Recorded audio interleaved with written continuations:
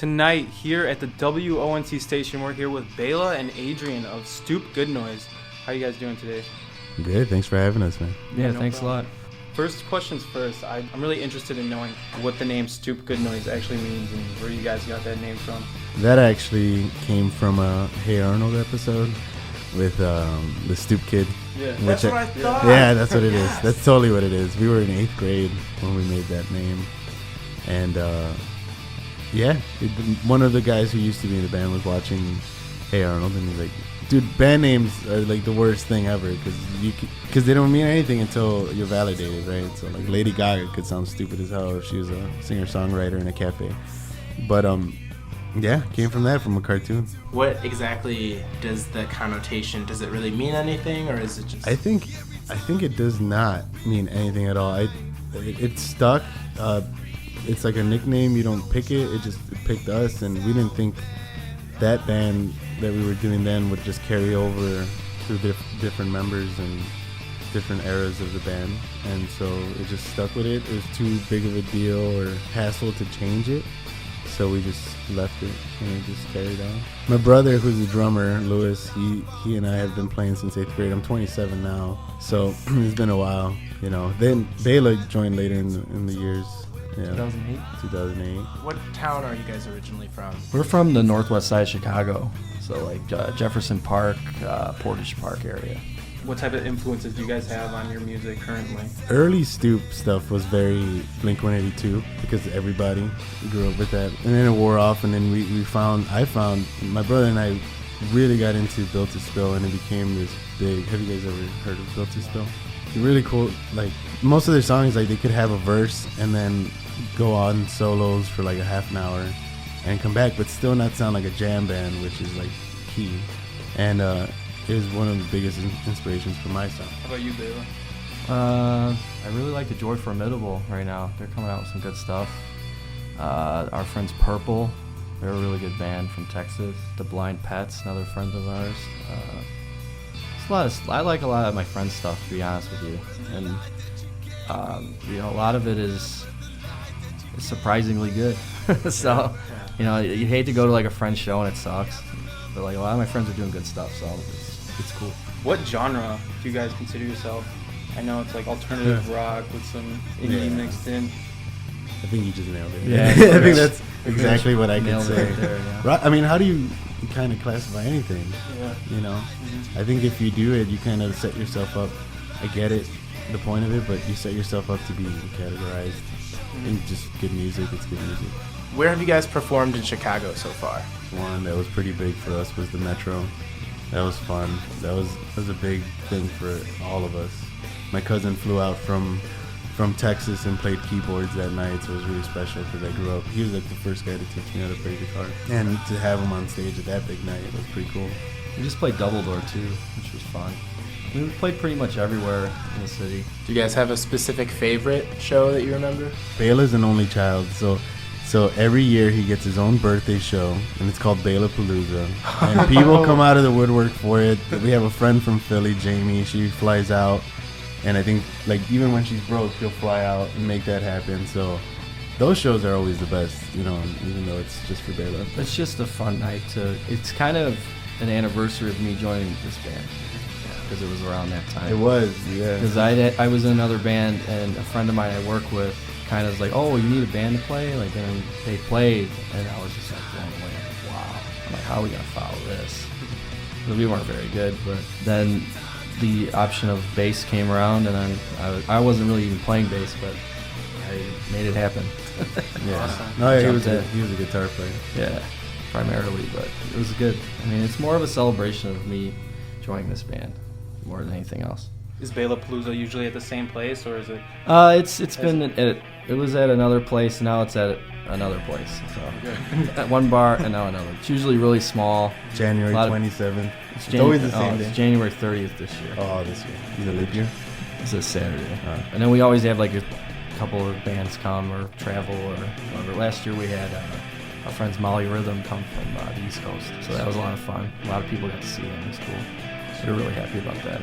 When you guys started out, when you basically formed Stoop Goodnoise in the beginning, how did you guys kind of come together to decide what type of genre you want it to become and what type of music you guys wanted to make? Well, I don't know. I don't know if that's ever a conscious decision, and I feel like it's fluid. I feel you make this song, and then my brother would play the drums to it, and it became whatever it was. I mean, because your influences are there. It's not like, well, I want to make a song that sounds like Slayer, or I want to make a song that's kind of mean right now. No, you kind of just make whatever happens, and it comes of its own. I think that's probably why people relate, because they just feel the authenticity of it. Yeah. It's not forced upon anybody. My lyrics, I try not to like shove them down your throat. You take them however you want to do, and whatever it means to you, it's whatever it means to you. So I think it's very fluid. I assume you guys tend to get nervous before your shows. Do you guys have any pre-show rituals that you guys do? No, did you do some reading? No.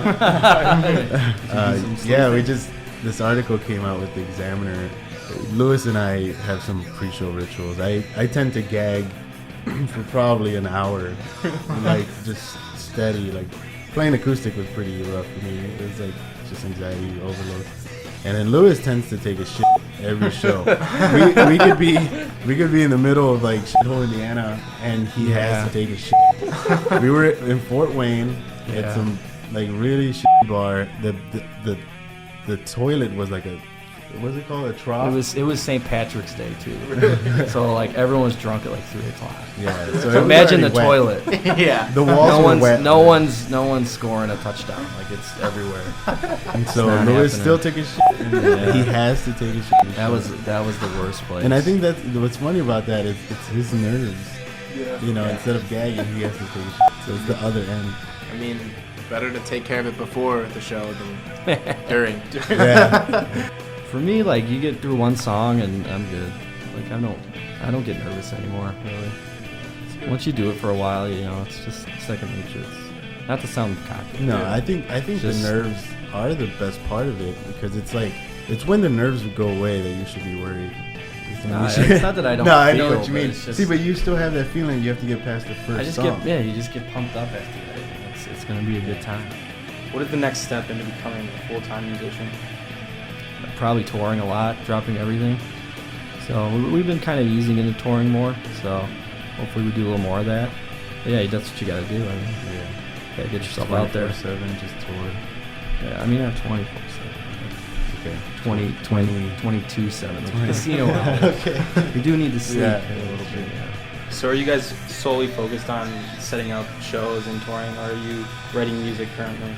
It's a little bit of whatever comes. Right now we're writing a new album, and it's also being like kind of foreshadowed with like New Year's show, and we just. I think after New Year's we're gonna take a little break. Like we've been gotten some offers for some stuff, but I think we're gonna take. It's nice to take a break to write, because then you don't write the good stuff. You don't write your best effort. So it's cool to take a break, and it kind of gets boring after a while to play every month. You kind of want to have something to bring to the audience. You don't want to play the same show over and over. Yeah, you guys brought up New Year's, where you guys will be opening up for Local H this year at the Cubby Bear, which I'm super excited about. I just have to ask you guys, how does it feel to be able to open up for someone who's kind of had experience as a musician from the local scene, just like you guys? Well, we've done it before, so. Okay, so this isn't the first time. I mean, we did New Year's with them, I think 2 years ago at Sub T, and that was a really good time. It was the New Year's where it snowed a lot. Yeah. Maybe 2 years ago. I remember that. Yeah. And I mean, getting the gear over there was the biggest pain. After that, the show was great. Like, it was so much fun. That's awesome. Yeah, I mean, those guys are friends, and it's always really a good time to play with them. Sweet. Definitely.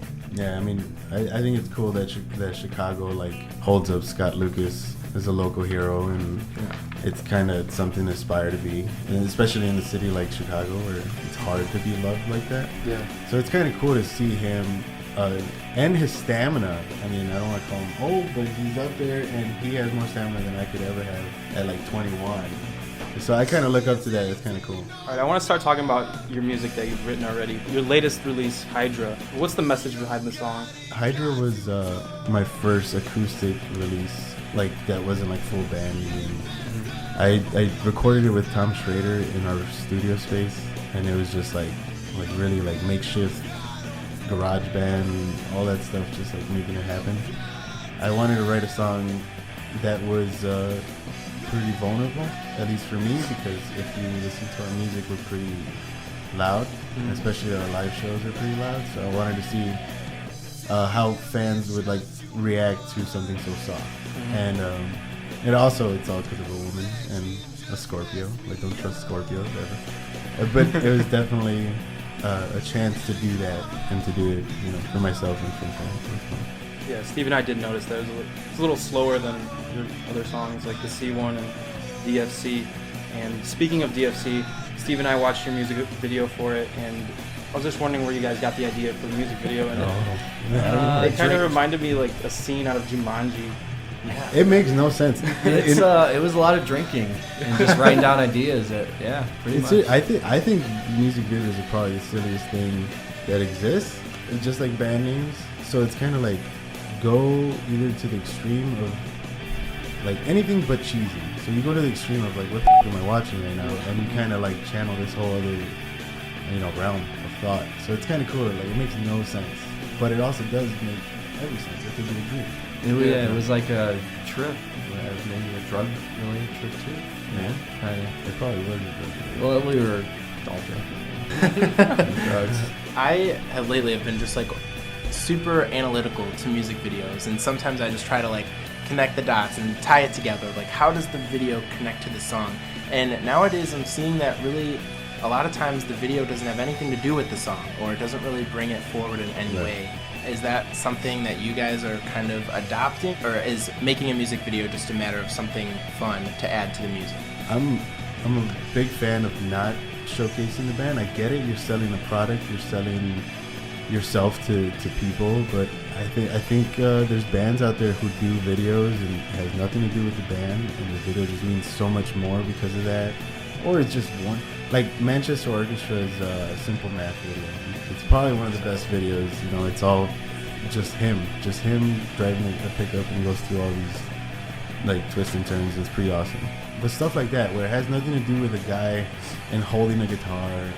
Dude, the mics are not plugged in, the guitars are not plugged in. Like, I just feel like you're dumbing down reality just for the sake of looking cool, and I'm just not about that. Yeah, in our videos, it's very little band. I don't know if you noticed in that video, it's very little band. But Yeah. Right. we all kind of agree on that. And then in another video we have online, it's just us acting, which is pretty horrible. Yeah. I mean, it's But see, shot but wonderful. that also like showed me that I was validated, because those were our first videos. Yeah. And I was like, yeah, this is not what I want to do. And one day, or if it's because we didn't sell ourselves or we didn't make it, at least you're still true to what you think is right. Yeah, I like to just coming up with like a script and then maybe just not being in it next time. Yeah, I don't have to be in it. You don't need to Yeah. see me. Yeah. You can hear me, but you don't need to see me. My friend just showed me Justin Bieber's new music video for his song Sorry. Fire. And That's good, isn't it? song's great. I heard that record's good though. Really? Mike One is. I heard it's really good. Yeah. But I'm not into pop music per se, but I've heard some of it's good. I don't know. Yeah. Justin's turned a new leaf. Yeah, maybe. Yeah. He's wearing Nirvana shirts now. He's Yeah. going up. Saw that. That's Yeah. a thing. What a That's a thing. disgrace. Anyway. That music video just consists of, I think it's some kind of dance team or dance group or something, and it's only them. They're basically just body rolling the entire time, just dancing, doing this crazy routine, and it's so kind of interesting to watch. It captivates your attention, but then it has nothing to do with the song, nothing to do with Justin. Like, you don't see him in it. Like, I just thought that was a really interesting take on like how to create a music video. Well, he's at home playing with his monkey. Right? I think it's strategy. I mean, you've seen so much of him. If you want to pass something as authentic, you'll make it about something else but you. Maybe that was a smart move on his part too. When you take People a are girl annoyed out, with him. When you take a girl out, you don't talk about yourself, you talk about her. Yeah. And you then come off more appealing. It's just strategy, man. It's all strategy.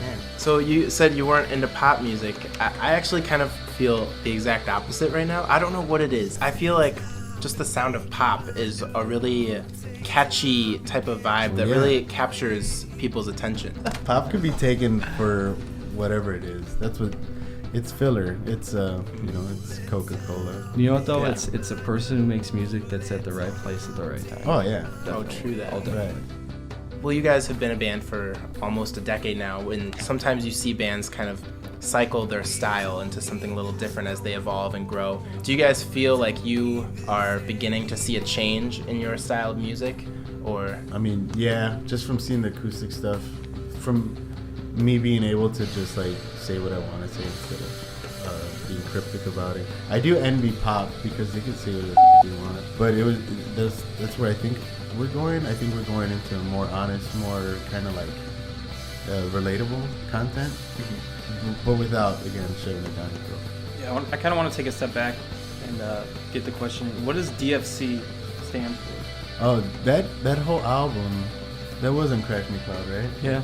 That whole album is dedicated to our friend Davey Cram, who passed away.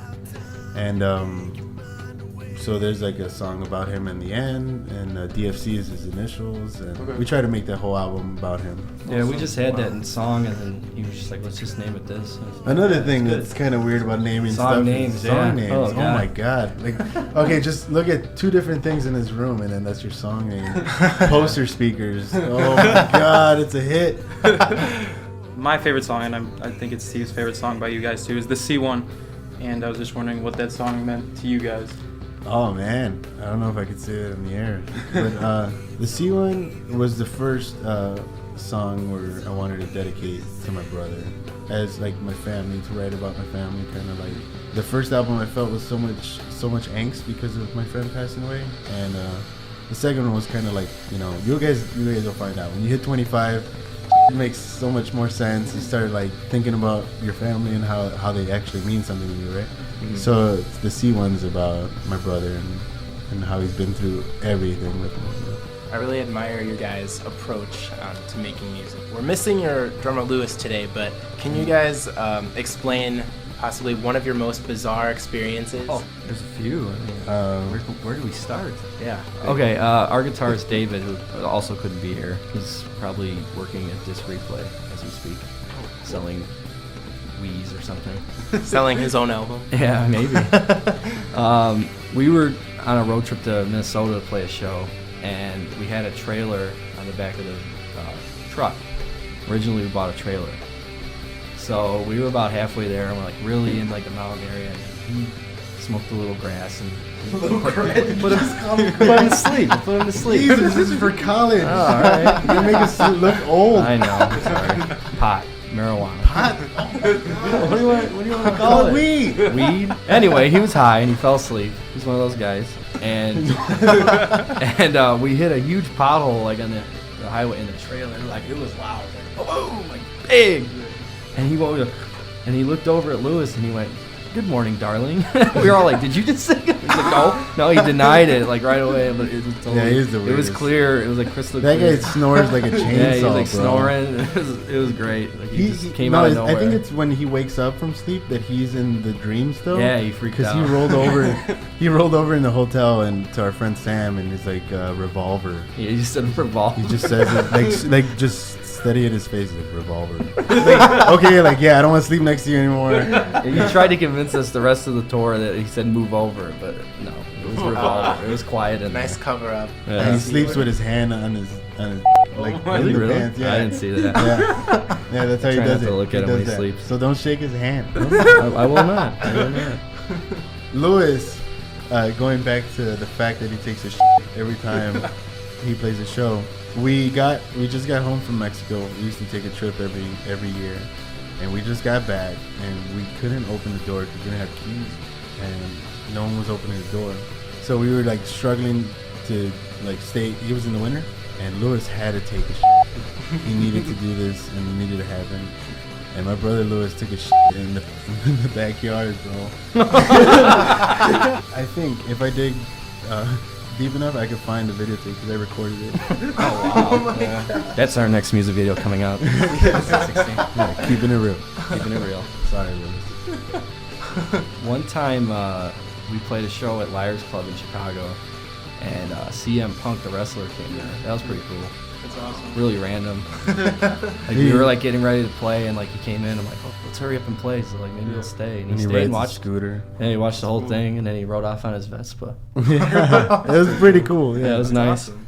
are you guys planning on releasing any new music or music videos? I think I was just talking to our friend Felix from Bela Pictures about a video idea for a song, and it's definitely from the new stuff. So I think it's when we get some scratch stuff, we can start building that. I'd like to release another video. Music for now, I think we're gonna wait. We'd probably drop a single for the album maybe in spring, and then release the album around summer. Hopefully, if all goes well. It's gonna be called 12th House. 12th house? Yeah, it has to do with like the 12th house of astrology, like in astrology. Oh, okay. You know, the different houses and where lies, and 12th house is pretty creepy.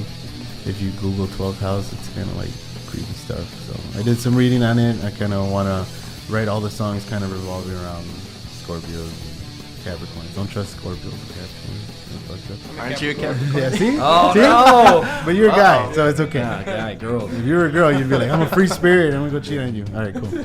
But yeah, it's gonna be a pretty interesting album. I wanted to get a little darker while still being kind of pretty and stuff. But there's like some pretty stuff on our. That's our albums, though. I mean, they have the perfect contrast of dark and light. I think I'm on the first two for sure. Yeah. And this one will probably follow in those footsteps. And so the music video is definitely gonna be as dark or as contrasting as the rest of the stuff. You guys do have your upcoming show this New Year's Eve This with New Year's Local Eve. H. Yeah, we open the show at 9:30, and then All Eyes West and Local H. Two good bands, really cool guys. Great way to bring in the new year. Oh, definitely. In Wrigleyville. Oh, yeah, sorry The about that aftermath part, will but- be not so fun. It's a lot of McDonald's wrappers and Just stay in the Cubby Bear until you have Yeah, to just leave. stay in the Cubby and Bear Just and enjoy then- the place. and then walk with us to Smart Bar. I think Cubby That's Bear, where all the cool kids hang Cubby out. Bear might be the least place in Wrigleyville that night. Yeah. This is gonna be rock and roll in that place. Do you guys have any other ones coming up in the new year we can look forward to? Just Bela Palooza. Yeah, that's for January sure gonna 30th. happen. You guys can definitely come up to that. It's at the Yeah. Livewire Lounge in the Northwest Side of Chicago. Yeah, it's gonna be party, dude. After that, I don't know. I mean, we've gotten some offers for stuff, but like I said, we probably will maybe hit the studio. Maybe start writing another record now. Looking forward to it. Yeah, definitely. Where can we find your music online? iTunes, Spotify, Apple Music, Amazon for some reason. Amazon Music, everywhere. Barnes and Noble. Barnes and Noble. Wow. Yeah. Yeah, they- Discreet place, go. Yeah. Unique shop. Yeah, everywhere unique. online, really. I mean, we have physical copies of stuff usually, but just not many. I mean, it's a digital world, and I'm a digital girl, so Yeah, Just gotta- it's out there. In all yeah. I mean, the you big can ones. find us anywhere. Yeah. Bandcamp too. Can't forget that. Are you guys selling any of your CDs, vinyl, any hard copies at your shows or anything like that? Yeah, I mean, we'll have some stuff. We got some stuff. But do you guys listen to your own music just for fun? Oh God, so I take 6 drives a year to Florida for business, and I probably listen to all our scratch tracks because I'm dreaming of what it's gonna be or what I could change here, and by the time I get back, I have a better idea. But for pleasure, I ain't Kanye. No. But it's the strategy. Yes, I want to see what I'm gonna do about it. Me, I look at the video. If we have any kind of video or anything like that, I try to look at that, like review the tapes, just to see how they are. Yeah, he has like it's kind of like I have a lot of footage. masochistic. No, 'Cause I just want to see like how it sounds from where I never wanna a see fan this is. shit. No, you definitely want to look at the tapes. Trust me. It's like a football game. It's like a football game, really. Honestly, I take pride in that. You know what I mean? The showmanship. That's what we're known for too. Is the live show. A lot of people like the live show. It's true. Oh yeah. But so I like to watch that I whenever don't we need get to a see it. chance. It's almost like seeing a tape of me having I don't sex. sit there and assess it, but I look at it. At Would least you once. watch a video of you having sex? I have actually. Have you seen my faces? Many times. Have you seen the faces I make? Oh my God! I don't want to see your. Dude, Lewis looks just like how you just took a shit. Oh, wow. Yeah, so I don't want to watch it ever. It's painful, man. It's like hearing my voice recorded. The studio has to be the most painful thing, bro. I can't sing in front of Lewis in the studio, man. He makes this face that just like tears it up. I forget lyrics. I forget what the I'm doing there, and I just want to walk out. But I can't hear myself. I can't hear myself dry, dude. I can't. It's hard. That's the hardest part of doing anything is vocals in a studio. Yeah. You could It's track. I tough. could track bass and whatever all day. Vocals. the worst part. Everyone will tell you that too. Thank you guys so much for joining us tonight on Thanks. Local No Chaos. problem. It was so much fun, and I'm looking so forward to seeing you guys this New Year's Eve with Local H. Yes, 9:30. The doors are at 8. Doors So at be 8 there early. at Cubby the Bear. Cubby Bear. Cubby Bear. And we will post all your information, your online links to your music on our Facebook page, facebook.com/localchaos. So be sure to go there and check it out. We'll keep you updated on their upcoming shows, new music, and all things coming from Stoop Goodnoise right here on WONC Local Chaos. Thanks again to Stoop Goodnoise. Thank you. Thank you.